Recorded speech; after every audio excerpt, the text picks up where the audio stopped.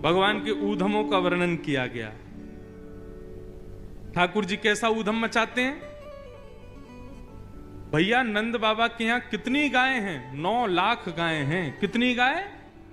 9 लाख। हमारे वसंत शाह दरबार की गैया हैं। इन गायों को देख करके कितना आनंद आता है। सब गिरी गाय, इतनी बढ़िया सुंदर गाय। ऐसे ही बड़े बड़े विशाल मुख वाली और बड़े बड़े सींग वाली 9 लाख गायें थी नंद बाबा के पास। तो क्या होता था? रोज कितना दूध निकलता था, ये विचार करो। अब दूध पिव जाता, सब बट जाता, उसके बाद भी हजारों लीटर दूध बचता था। तो क्या होता था? उसकी दही जमा के और दही की छाछ बना के और उसका मक्खन का घी बना करके सब में बांटते थे नंद बाबा। प्राचीन काल में सबसे पहला व्यापार यही था।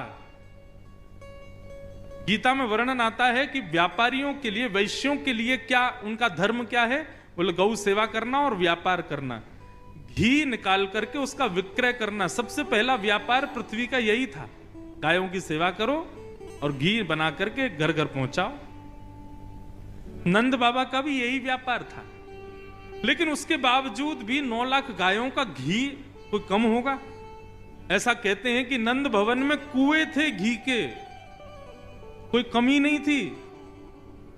नंद बाबा क्या करते थे? कभी कभी कुछ घी निकाल करके और 9 लाख गायों के सींग में उसकी मालिश करते थे। तो दूर से ही नंद बाबा की गायों के सींग ऐसे चमकते थे मानो जैसे चांदी या स्वर्ण चमक रहा हो। एक दिन एक गैया बैठी थी, सोई लाल जी पहुंच गए गौशाला में, और गौशाला में पहुंच करके ठाकुर जी ने एक सींग पकड़ लिया उसका, दूसरा सींग बलराम जी ने पकड़ लिया और दोनों लगे गैया के सींगों को ऊपर नीचे करने। तो गैया थोड़ी देर तक तो कुछ नहीं बोली। थोड़ी देर बाद जब ज्यादा जोर से करने लगे तो गैया परेशान हो गई, और जैसे ही गैया परेशान हुई तो गैया खड़ी हो गई। अब गैया खड़ी भई और दोनों भैया वहां पे लटक गए। मैया बचाइयो, बाबा बचाइयो, देख गैया हमें मार रही है। ठाकुर जी, गैया बोली अभी तो मारो ना है, अभी बताऊं तुम्हें, बहुत उधम मचाओ, सुबह सुबह आके रोज मेरे सींगन को ऐसे घुमाओ। अच्छा, आजकल गाय बांध के रखते हैं, लेकिन नंद बाबा के यहां गाय बांध के नहीं रहती, खुली रहती थी गौशाला में। गैया के दोनों सींगन पे भैया लटक गए। गैया दौड़ी सीधी जहां गोबरों का ढेर था और वहां जाकर के जोर से झटका मारा, सींगों में लगे थे घी, दोनों भैयाओं के हाथ फिसल गए और दोनों जाके गिरे गोबर में। यशोदा मैया आई तो गले गले तक गोबर में बैठे थे ठाकुर जी। मैया बोली कितनों नवाए ले हो, कितनों सजाए ले हो, कितनों भी सुंदर बनाए लो, आके या गोबर में ही खेले।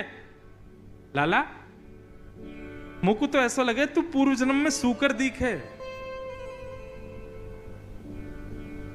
बलराम जी बोले हाँ मैया सही कह रही है, ये पूर्व जन्म में सूकर ही हो, बरा बन के आयो ये।